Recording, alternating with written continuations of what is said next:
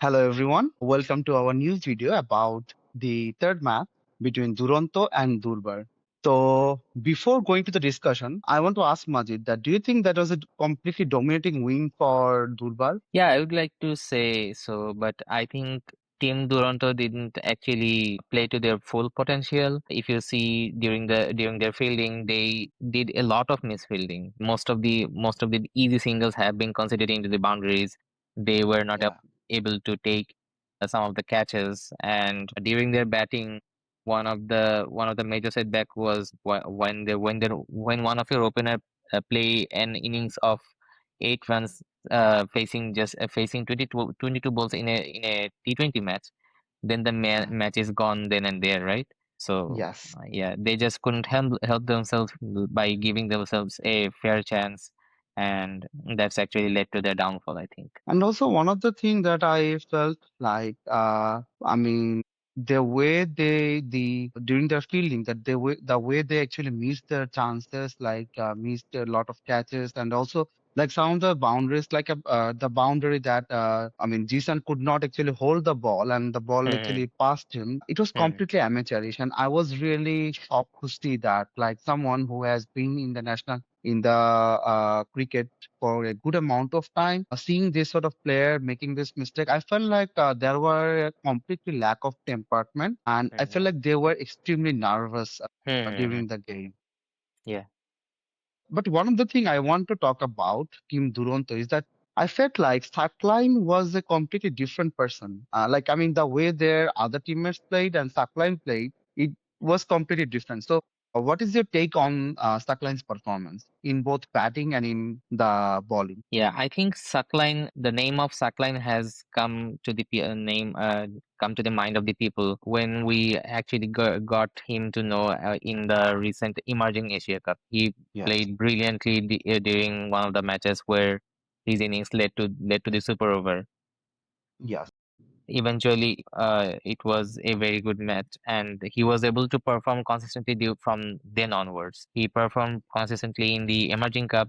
He also performed brilliantly in the BPL, and he is Yes. continuing his form. And I think um, I think he gets a lot of confidence from his own bowling. Like he knows Yes. how to control.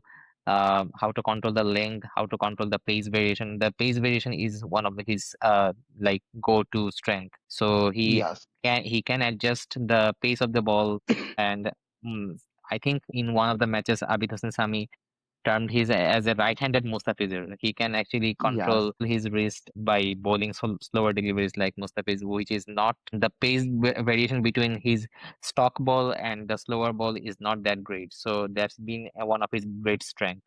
I think if you know if you are an all-rounder and you know one of your skill is going to come off more often than not, then in the other department there is more chance of getting success. That's what's Yes. happening with Sakline. I think he has And a very great future. I hope he can perform this much consistently in the near future. And also about Saklan, I want to say that like there are in recent one-day cricket format, especially in the T20 format, there are some players who are getting more prominent because of their utility performance. Like as Hmm. a bowler, they can, like the all-rounders, where they can actually make some impact innings, not like 60, 70 big runs, but they can actually contribute a small amount of run, but there's some quick fire runs in the middle or in the late middle order. At the same time, they can actually perform in the bowling. So these sort of players are becoming more and more prominent. So I Hmm. believe that the way I see Sakline is actually kind of like that. But I'm not saying that Sakline as a batter is still reliable because I feel like he has some small shotting. Like if you, you see that he scored some big runs, but Hmm. he was mostly dependent on the ball in a particular length. If the ball is in that particular length, he could send it to the boundary. So I think Hmm. there is a room for improvement in that aspect.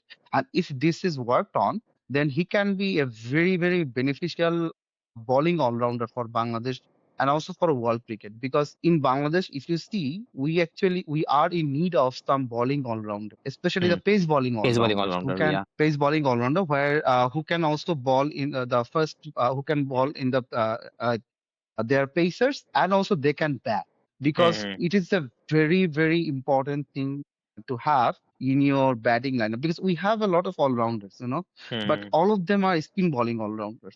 So now think about a match where you want to go and you need a extra pacer. So in that Hmm. case, you have to sacrifice one of your prominent spinner.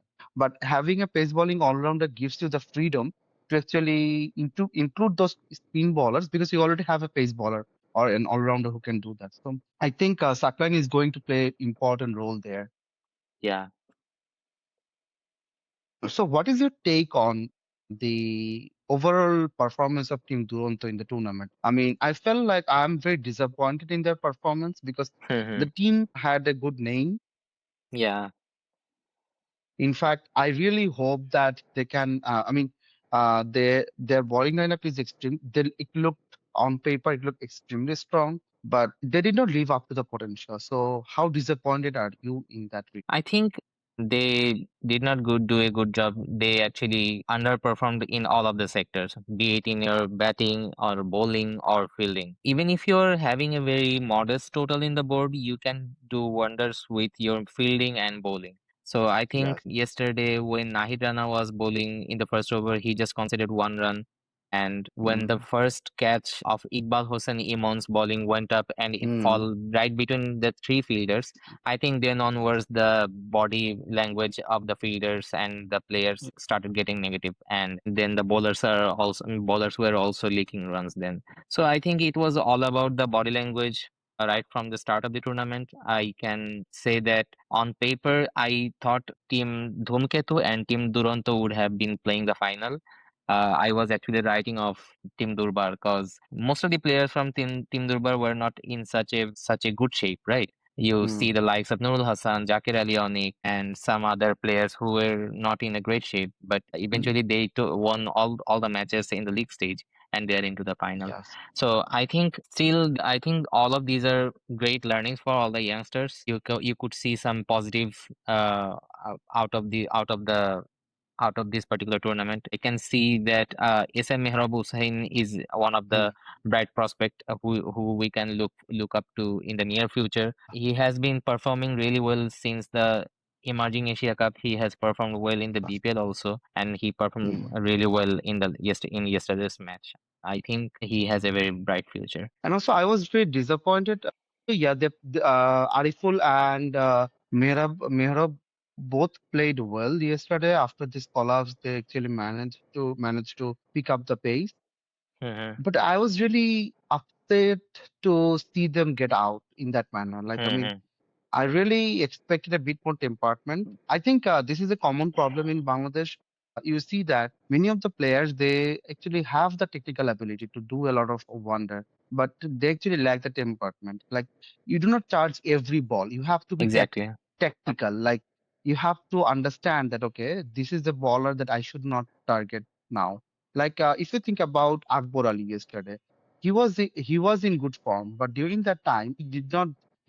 I mean, in Alice's over, I expected him to be a bit more cautious. I mean, I know the ball, it was amazing. And Hmm. also facing Ali Al Islam is extremely difficult. But again, if you think about the last match, probably got out in the similar manner, did not judge the Hmm. ball, was aggressive, but he should have been calculated during that time because he should have understood that his wicket is very important. So you should not, I mean, in this sort of pitch, in a tricky pitch like in Mirpur, you have to be extremely calculative. You have to pick up which bowler you were targeting. Think about Nurul Hassan Shohan. So he during that time he actually picked up that okay, I can target Sharif, Hmm. and he played like that. Hmm. So he did not target Mustafiz because he know that there is no point of targeting Mustafiz. Mustafiz is the best bowler. So this Hmm. is how you have to calculate. In T20, calculation is extremely important. How you calculate your innings. So I think this is a big learning experience for many players in Team Duronto.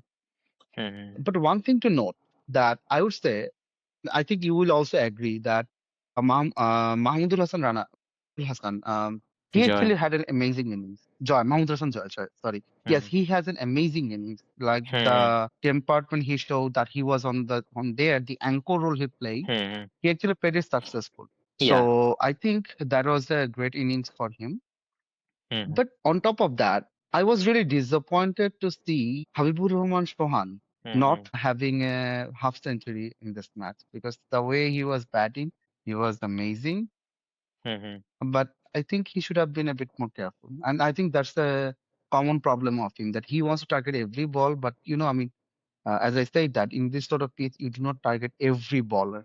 You should Hmm. be cautious in against some bowler. Like he targeted Nahid Hassan Rana, which was good, which was a good target. But against Sakline, he actually played the wrong shot there.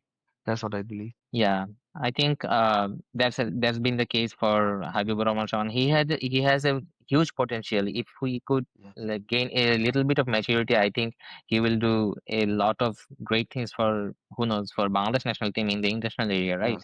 Yes. He has all the shots in his book. He can play in the offside, in the straight V zone area, and also in the leg side area. He has all the shots in his book. Just he needs to control, like he needs to judge by the match situation. He needs to Situation. gain a bit more match awareness. Once he gains that, he will be a very good prospect for Bangladesh. And also you talked about like Akbar. We are still hoping that Akbar could do wonders for Bangladesh in the international area. The long-awaited international trophies are coming in by the hands of Akbar, Yes. but he needs to do justice by showing some maturity. He's recently he completed the level 2 coaching course, right? Yes. So he is Certification. getting Yes. yeah, so he is gaining a lot of maturity off the field by gaining some knowledge from the certificates and trainings and some, things like that. But you need to apply that on the field also. Yes. So I think yeah, this is not in case of Akbar. Like most of the youngsters that are in our pipeline, like Jishan Mm. Alom, Zawad Abrar, Azizul Hakim Tamim, both all of them are actually have a hugely talented players. They need to just get a bit more match aware, and I think they will do wonders for Bangladesh in the near future. But one player I would like to note here is Alisal Islam. Amazing bowler. I think Hmm. uh, he's one of the most gifted bowler in Bangladesh cricket. I mean, I have been following him for a long time. He has been through a lot. His Hmm. bowling action was questioned, then he came back, and he always came back strong. I mean, he had Yeah, an injury as well. injury. He made a comeback. He almost got into the national team, but he got injured. Yeah. So I don't know. I sometimes when I look back, I feel like this guy deserves a chance now because based on the way he's bowling, Hmm. not just in Bangladesh national team, he actually deserves a call in the franchise tournaments where Hmm. because these sort of bowlers are an asset like Abrar Ahmed, right? I mean, he's Hmm. the bowler like that, Hmm. extremely difficult to judge that what where the ball is going.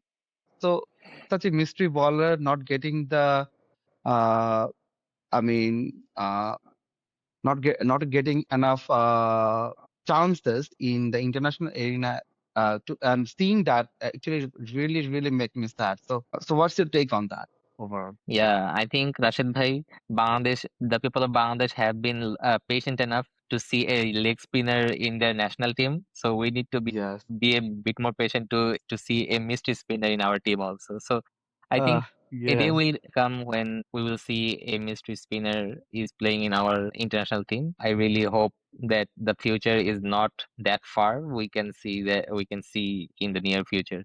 And not only Ali Sal Islam, there is another mystery spinner who played this year. I think it's in Rajshahi Warriors, Mohammad Rubel. So these are the bowlers who can change the match like this. So Hmm. you need to just keep a look on them like Usman Tariq of Pakistan.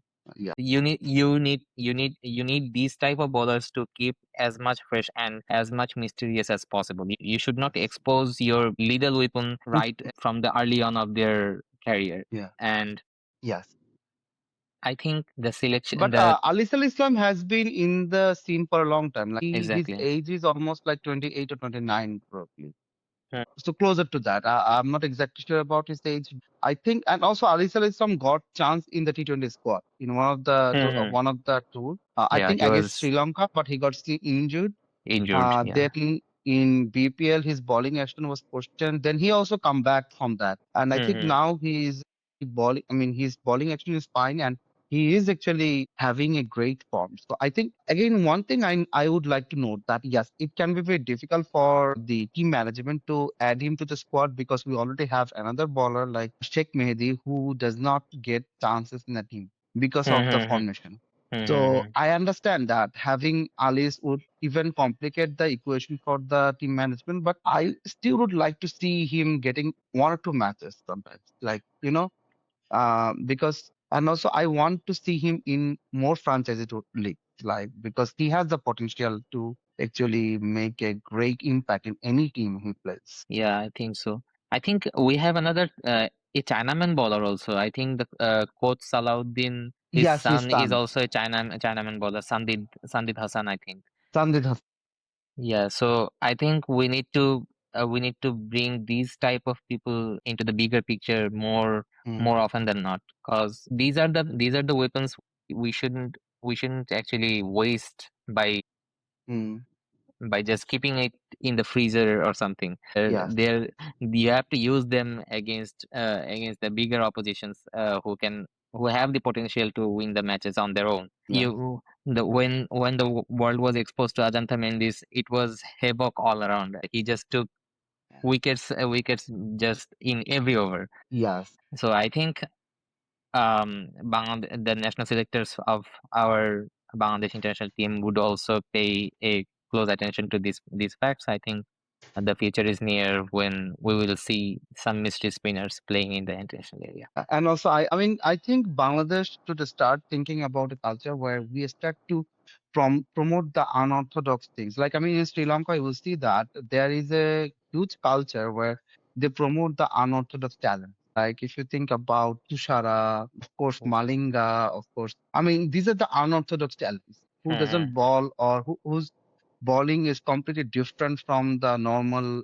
orthodox bowling. I would hope that our overall cricketing culture starts to promote this sort of players who can because the thing is this sort of players they are your attacking options. They can Mhm. actually change the course of the game. So I hope that this thing starts to integrate to our culture. Like, I mean, I was really happy to see Mohammad Rubel actually getting the chances in BPL, and he actually Mhm. showed a lot of promise there. So Alif Al Islam is becoming a very common part of BPL now. So I think yes, it is big. It's slow, but we Mhm. are seeing some changes. Like just think about Sheikh Mehdi. Sheikh Mehdi is also a kind of unorthodox bowler in any Mhm. kind of in the world as well because he is a off spinner, but he's different. He's not like Mhm. the others. Mhm. So and he is a big part of national team right now. So I hope that there is a shift of like and also now Rishad is a part, but I think still there are some sort of skepticism in our cricketing culture where we do not want to promote them a lot. But I think Mhm. it is there is some changes. So I think uh, we should see, wait and see. Yeah, yeah. Hopefully, we have a brighter end to our hope. Yes, and so this is going to be the last topic of the match of today. So basically, as you can see, Durbar is in the final, and of course Dhumketu as well. So and the final is tomorrow, Mhm. based on where you are watching from. So it may change, like it can be today as well. So anyway, but my point is that Durbar is in Durbar form. Is extremely. They are in top form. They are dominating the scene. Dhumketu is, of course, have a strong bowling lineup. What's your expectation from the match? I think it's going to be a very tight match. I think the people Mm, who are eagerly waiting for this match, they will have a very good match. They will be entertained a lot, just like the way we saw earlier in the group stage when Dhumketu faced Durbar. Nurul Hassan mm, played blinder, and I think we are going to see a similar kind of match because I think both the team have all the potential that we can hope for a good mm, entertaining match. All the bowling departments of both the team and the batting departments are actually in good shape. Some of the players mm. from Durbar who were not in good form got into a very good touch in this particular tournament, especially Nurul Hassan. So Yes. I think it's going to be a very exciting match. I am really rooting for it. Hopefully, we'll have a very good, entertaining match tomorrow. And also, I am hoping that tomorrow, I think Dhumketu is going to use Mustafiz to his I mean more, because I think the last two matches, Dhumketu did not use Mustafiz. Maybe they waited for this particular match. So it's going to be a Yeah. bit challenging for Durbar, because in the last match they didn't have to face Mustafiz at all. Mustafiz only bowled 2 overs, and even Mustafiz was not used in the last over. So things are going to be tricky for Durbar, I believe. And but again, Durbar is in Durbar form, as I say. So we should not eliminate Durbar from. I mean, we should not eliminate the chances of Team Durbar.